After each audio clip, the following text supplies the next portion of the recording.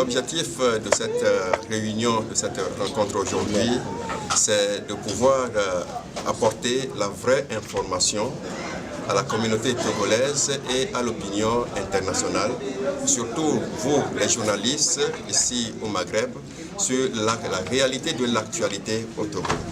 Et donc nous avons vu que le bureau de Unir Maghreb, ils ont essayé de présenter l'actualité togolaise depuis août jusqu'à ce jour.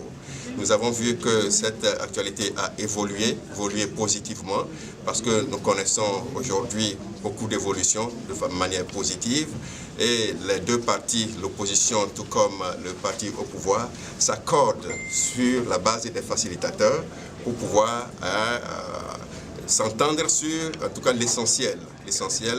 Donc, ce que nous voulons ici véhiculer aux journalistes et tout comme à l'opinion internationale, c'est que le Togo se porte bien, le Togo se porte à merveille, et que surtout les hommes d'affaires qui s'intéressent au marché togolais, nous avons profité de l'occasion pour les inviter à venir investir au Togo, parce que le Togo, c'est un pays d'avenir, du fait que par rapport à sa position géographique, le Togo présente beaucoup d'atouts.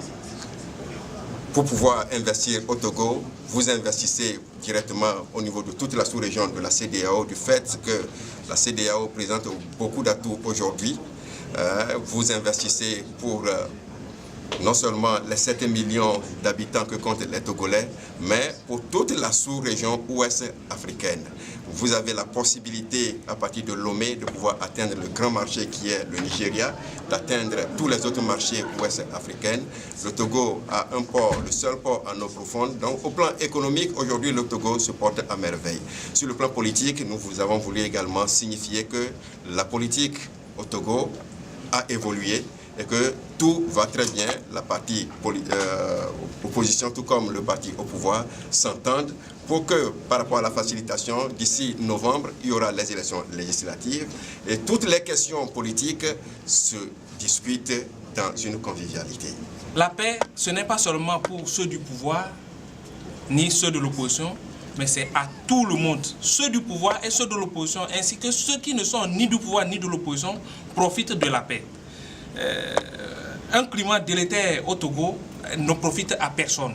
Donc j'invite la population togolaise, je les en supplie, à oublier les intérêts partisans et à œuvrer pour le développement de notre pays en passant par la paix, qui est la clé. C'est ce que nous avons en commun. C'est l'élément fort, c'est ce qui nous réunit au Togo. Donc je les en supplie, je les exhorte à respecter les règles de notre pays pour qu'il y ait la paix au Togo. Je le répète encore, la paix n'a pas de prix, la paix profite à nous tous, ceux de l'opposition comme ceux du pouvoir. Ils ont la paix, vous avez le pain. Je ne peux pas dire que quelqu'un, c'est-à-dire que l'opposition a sa paix et le pouvoir a sa paix, mais c'est l'une. Le pain. Vous avez le pain et ils ont la paix. Ah oui.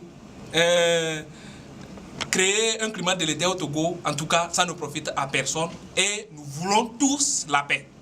Nous voulons tous la paix. Ça, c'est pour mes compatriotes qui sont sur le territoire national et ceux qui sont à l'extérieur du Togo. Ceux qui sont à l'étranger, qui essaient d'instrumentaliser la population togolaise, ceux qui sont sur le territoire, pour qu'il y ait de troubles à l'ordre public, je les exhorte à voir ce qui se passe dans leur pays d'accueil, que s'il y a de troubles dans leur pays, s'ils peuvent vivre là-bas. Donc, je suis sûr et certain que eux tous me diront que s'il y a la paix, comme on appelle, dans leur pays d'accueil, il faudrait qu'il y ait la paix au Togo pour que leurs parents qui sont au pays, leurs frères qui sont au pays, en profitent aussi comme ceux qui sont en train de profiter de l'autre côté.